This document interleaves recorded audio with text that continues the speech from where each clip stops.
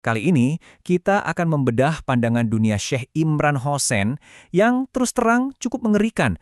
Sebuah pandangan di mana perang biologis dan nubuat kuno ternyata saling berkaitan. Nah, Syekh Imran Hosein ini memulai argumennya dengan satu premis yang kuat banget. Apa yang kita lihat di depan mata kita, itu bukanlah kenyataan yang sebenarnya. Ini adalah gagasan inti yang jadi pondasi dari semua argumennya. Jadi pertanyaannya kan, gimana dong caranya kita bisa ngerti dunia ini kalau realitasnya aja disembunyiin dari kita? Ini teka-teki yang coba dia pecahkan. Oke, biar lebih jelas kita bedah satu persatu ya. Ini dia agendanya untuk hari ini. Kita mulai dari poin pertama. Argumen utamanya tuh begini. Cara-cara konvensional kita buat ngerti dunia, kayak sains atau data, itu udah nggak cukup lagi. Nggak cukup buat menembus lubung kepalsuan untuk melihat kebenaran. Menurut dia, ada dua cara melihat. Yang pertama, pengetahuan konvensional yang cuma bisa lihat luarnya aja. Terus yang kedua, ada pengetahuan batin yang katanya bisa nangkep makna sesungguhnya di balik peristiwa. Nah, perbedaan ini penting banget buat kita pahami sisa argumen dia selanjutnya. Dia punya konsep namanya Majma' al-Bahrain. Ini krusial banget. Intinya, pengetahuan sejati itu baru bisa didapat kalau ilmu dari luar ketemu sama kesucian dari dalam hati.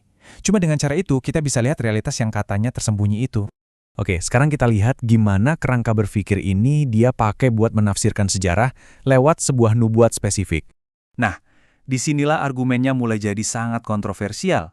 Dia mengklaim kalau sosok Ya'juj dan Ma'juj dalam kitab suci itu sebenarnya bukan suku dari zaman kuno, tapi itu adalah simbol untuk peradaban barat modern. Coba deh perhatiin gimana karakteristik ini dia pakai sebagai bukti. Menurutnya, nubuat ini pas banget ngegambarin bangkitnya kekuatan barat.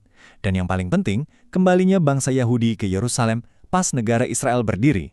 Dari interpretasi nubuat tadi, muncul sebuah teori tentang gimana kekuatan dunia itu silih berganti. Di sini, dia seakan-akan memetakan sejarah modern kita ke dalam 3 fase nubuat. Dia menyebutnya bayangan Dajjal, mulai dari Pax Britannica, lanjut ke Pax Americana, dan menurut dia kita sekarang lagi bergerak ke fase terakhir, yaitu Pax Judaica. Ini kan jadi dilema strategis ya.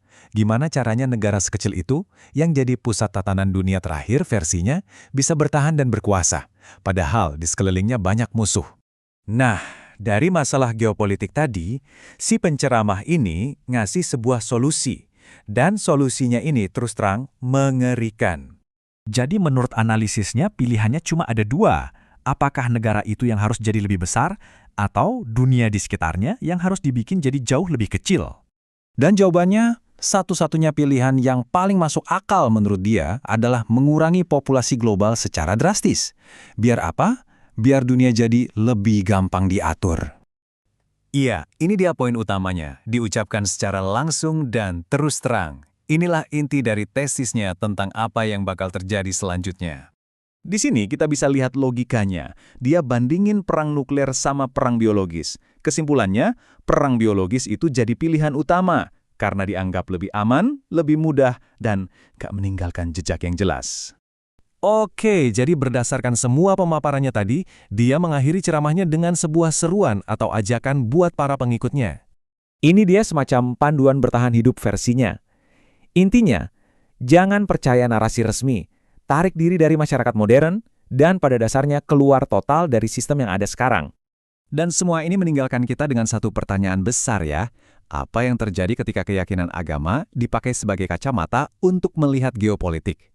Pemaparan ini nunjukin salah satu hasilnya dan bikin kita mikir tentang seberapa kuatnya pandangan dunia semacam ini bisa memengaruhi orang.